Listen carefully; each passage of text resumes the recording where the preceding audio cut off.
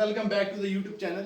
आज मैं आप लोगों के साथ जो हमारा टॉपिक रहेगा वो रहेगा जेकेएसएसबी असिस्टेंट कंपाइलर या जेकेएसएसबी सब इंस्पेक्टर या कोई भी कॉम्पिटिटिव एग्जाम में उसमें ये टॉपिक रहता है जो है बोर्ड मास, जिसको हम बोर्ड मास कहते हैं, BODMAS।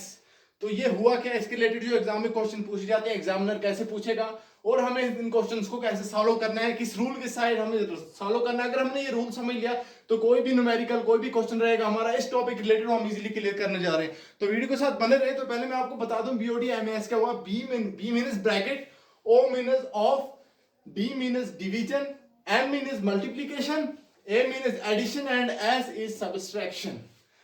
तो क्वेश्चन को कैसे पहले किस टाइप को सॉल्व करना है, पहले देखना हमारा ब्रैकेट किस टाइप का है, उसके बाद डिवीजन वाली टर्म पहले आएगी, उसके बाद मल्टीप्लिकेशन वाली टर्म, उसके बाद एडिशन एंड सब्ट्रैक्शन वाली टर्म। तो ये था। अब हमें देखना है कि ब्रैकेट किस टाइप का। There are only 3 or 4 types of brackets, जिसको इस रूल के साथ मैंने आपको समझा दिया। VICICUSQ, VCCUSQ, ये एक रूल है। VI विनिकुलम, जैसे हमें बार भी कहते हैं। सबसे पहले इस चीज को सॉल्व किया जाएगा। ये क्वेश्चंस में काफी काम होती है। हमारे मेन जो रहते हैं, हमारे मेन ये वाले 3 रहते हैं, ये वाले 3, जी हाँ ये वाले 3। तो CICUS क्या है? CI means circular bracket. Question में जब हम सॉल्व करने जाएंगे सबसे पहले हमें देखना है सर्कुलर ब्रैकेट। सर्कुलर ब्रैकेट वाली टर्म को हमें सबसे पहले करना है विनिकुलम के बाद। CU मीन्स करली ब्रैकेट। जो करली ब्रैकेट की टर्म है उसके बाद करली ब्रैकेट की टर्म सेकंड वन, एंड जो लास्ट वन है, जो सबसे लास्ट में हम जो स्क्वायर ब्रैकेट के अंदर एस क्या हो, जो स्क्वायर ब्रैकेट के अंदर रहेगी हमें उसके बाद उसको सॉल्व करना है। सो BOD बोर्ड मास क्या होगा? Bracket of division, multiply, addition, subtraction. और ये 3 चीजें हम मेनली ये 3 चीजें याद रखो, इसमें क्वेश्चंस काफी कम रहते हैं। सर्कुलर, करली ब्रैकेट एंड स्क्वायर ब्रैकेट। सबसे पहले हमें सर्कुलर ब्रैकेट को करना है, उसके बाद करली ब्रैकेट को एंड लास्ट में स्क्वायर ब्रैकेट को। जैसे आपको मैंने जो कहा, ये सारा कंसेप्ट क्लियर करने के लिए मैंने आपको व्हाइट बोर्ड के ऊपर एक एग्जांपल दिया है। जैसे ये एग्जांपल है, एग्जांपल हमें इसका फाइंड द वैल्यू निकालना है। इसको हम डायरेक्ट सिंप्लीफिकेशन कर सकते हैं। हमारे पास कुछ 4 ऑप्शन दिए हैं, पहले हम सिंप्लीफाई कर देते हैं, उसके बाद ही देखते हैं कौन सा वाला सही रहेगा। देखिए हमें क्वेश्चन में दिया 1 डिवाइडेड बाय, उसके बाद स्क्वायर ब्रैकेट 1 + 1, उसके बाद डिवीजन, उसके बाद करली bracket 1 + 1 division, circular bracket 1 + 1 division 2, circular bracket close, उसके बाद करली ब्रैकेट क्लोज और उसके बाद square bracket close.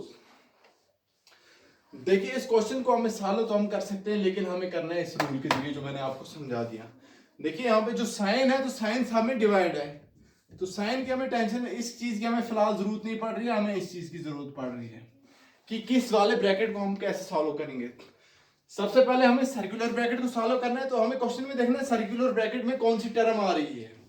Circular bracket में हमें ये वाली टर्म आ रही है 1 + 1 डिवाइडेड बाय 1 + 1 डिवाइडेड बाय 2। सो इसको सॉल्व करने के लिए हमें क्या करना है? इसको सॉल्व करने के लिए 1 as it is divide, square bracket है इसके साथ हमें अभी नहीं छेड़ना है। सबसे पहले सर्कुलर ब्रैकेट के पास हम जाएंगे, 1 + 1 as it is divide by, इसके साथ भी नहीं छेड़ा, करली ब्रैकेट इसके बाद इसके साथ भी हमने नहीं छेड़ा, 1 + 1 ऐसे ही रहेगा। 1 + 1 डिवाइड बाय 2 ये वाली टर्म, ये 1 + 1 + 1 डिवाइड बाय 2 हम इसको भी ऐसे लिख सकते हैं। सो ये आ जाएगी 2 cross multiplication 2 + 1 divided by 2 which is equal to 3/2। So पहले हमारा जो सर्कुलर ब्रैकेट है हमने क्लियर करा दिया। ये सॉल्व करके हमारे पास आ गया 3/2, एक टर्म होगी।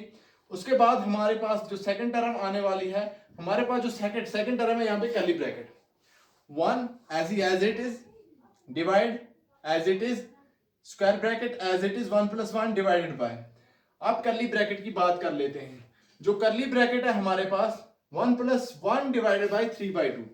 इसको अगर हम सॉल्व करेंगे ये हमारे पास आ जाएगा 1 + 2/3, क्योंकि 1 डिवाइडेड बाय 3/2 होता है 1/3/2, ये इसके बराबर होता है। ये तो क्लियर है आपको। सो ये रिवर्स ऊपर आके इसको हम ऐसे भी लिख सकते हैं 1/3/2। क्वेश्चन ने तो हमें बताया ये ऐसे है। 2/1 अगर लिखेंगे तो कोई फर्क नहीं पड़ने वाला है, क्योंकि 2/1 = 2, ये आ जाएगा 1/3। जब हम इसको मल्टीप्लिकेशन में ले आ जाएंगे तो ये आ जाएगा हमारे पास 2/1। सो ये आ जाएगा हमारे पास 2/3 करली ब्रैकेट की टर्म।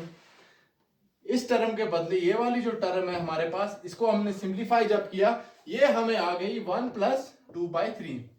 हो गया इतना क्लियर। उसके बाद हम फर्दर प्रोसीड करते हैं।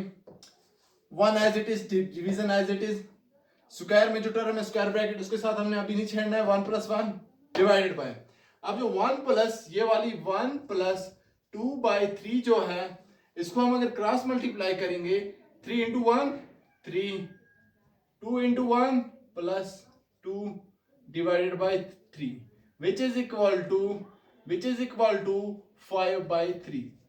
सो इस होल टर्म के बदले हमें क्या आ गया, ये आ गया हमें 5/3। हो गया क्लियर। अब नेक्स्ट स्टेप पे जाते हैं। नेक्स्ट स्टेप में हमें क्या करना है, 1 डिवाइड, ऐसे ही square bracket 1 + 1 as it is divide, इस टर्म के बदले 5/3 आ गया। अब इस क्वेश्चन की नेक्स्ट टर्म 1, अब हम स्क्वायर ब्रैकेट के साथ छेड़ सकते हैं क्योंकि हमें यही बचा है। 1 divide at is square bracket में 1 + 1 डिवाइड बाय 5/3। देखिए ये 1 + 1 डिवाइड बाय 5/3 ये हो सकता है 1/5 मल्टीप्लाई 3/1। हो गया।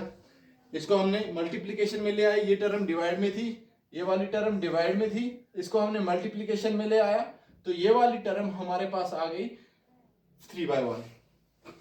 सो ये आ गया हमारे पास 3/5। ये वाली जो टर्म है जब हमने इसको सिंप्लीफाई किया ये हमारे पास आ गई 3/5। 1 divide at is it 1 plus इस टर्म के बदले 3/5। क्वेश्चन बिल्कुल सॉल्व हो चुका है। अब हम क्वेश्चन को इजीली सिंप्लीफाई कर सकते हैं। देखिए 1 तो ऐसे ही आ जाएगा, इसको भी क्रॉस मल्टीप्लीकेशन हो जाएगी। 5 5 1 जार 5 + 3 डिवाइड बाय 5, 5 + 3 8/5। सो ये हमारे पास आ गई 1 divide by 8/5। Again 1 divided bye 8/5, इसको जब हम मल्टीप्लीकेशन में ले आ जाएंगे ये आ जाएगा 1/8 multiply 5/1 which is equal to 5/8। Clear. इसका जो आंसर है हमारे पास वो है 5/8। सो ये आज के लेक्चर में मैंने आपका सारा क्लियर करा दिया, बोर्ड मास के सारे कंसेप्ट क्लियर करा दिए, क्वेश्चन को कैसे सॉल्व करेंगे। अब आप एग्जामिनेशन में कोई भी क्वेश्चन हमें इस रूल के जरिए हम करेंगे तो बिल्कुल इजीली कर सकते हैं।